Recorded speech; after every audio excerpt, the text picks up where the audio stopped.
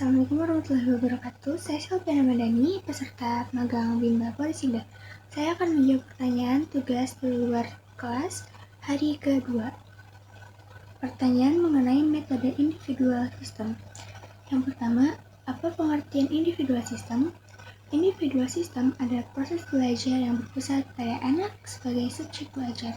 Yang kedua, mengapa pendekatan yang dilakukan harus individual system?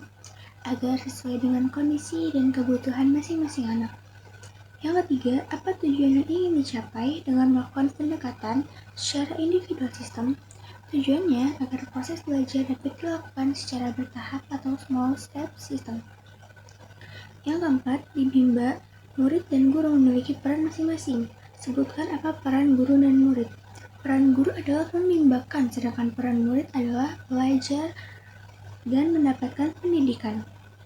Yang kelima, apa perbedaan antara metode individual system dengan klasikal system? Perbedaannya, individual system hanya berpusat pada satu anak dan dapat dilakukan secara bertahap. Sedangkan klasikal system, semua materi yang diberikan kepada anak sama. Yang keenam, bagaimana cara melakukan motivator agar dapat melakukan pendekatan secara individual system? Caranya dengan mempelajari karakter anak, mencari tahu apa yang mereka sukai, dan memberikan reward agar anak semangat dalam belajar. Yang ketujuh, apa dampak yang akan terjadi bila pendekatan dilakukan secara individual system? Dampaknya, anak akan memiliki hubungan emosional yang kuat dengan motivator.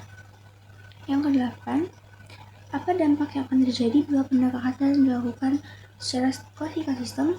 Yang terjadi, anak akan merasa tertinggal dalam belajar. Berikutnya, pertanyaan mengenai metode variation skill. Yang pertama, apa pengertian variation skill? Variation skill adalah kemampuan yang harus dimiliki setiap motivator dalam memvariasikan antara aspek-aspek belajar dan kegiatan belajar. Yang kedua, mengapa kegiatan belajar harus divariasikan? Agar anak tidak merasa cepat bosan dalam belajar. Yang ketiga, apa tujuan yang ingin dicapai dengan memvariasikan kegiatan belajar? Tujuannya supaya anak dapat berkonsentrasi, tidak mudah teralihkan, dan cepat bosan pada suatu kegiatan. Yang keempat, sebutkan 3 aspek belajar. 3 aspek belajar terdiri dari kemampuan afektif, kemampuan kognitif, dan juga kemampuan psikomotorik. Yang kelima, kegiatan apa yang termasuk aspek kognitif? Kegiatan yang berkaitan dengan kerja otak atau kecerdasan seperti membaca dan juga berhitung.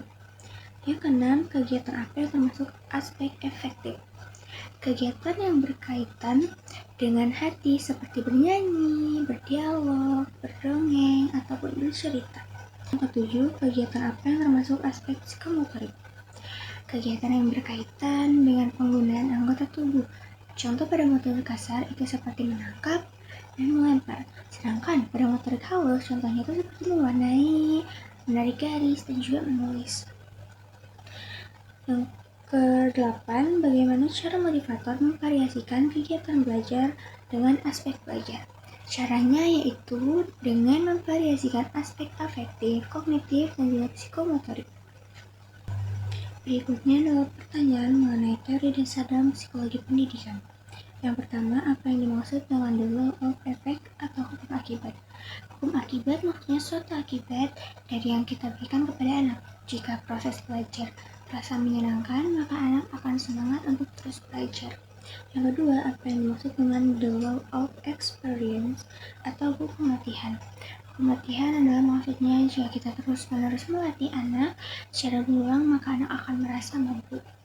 Yang ketiga, apa yang dimaksud dengan the law of readiness atau hukum kesiapan? Hukum kesiapan adalah di mana anak semakin terampil dan minat belajarnya juga semakin tumbuh, serta anak pun menjadi lebih siap dalam belajar. Sekian dari saya, terima kasih. Wassalamualaikum warahmatullahi wabarakatuh.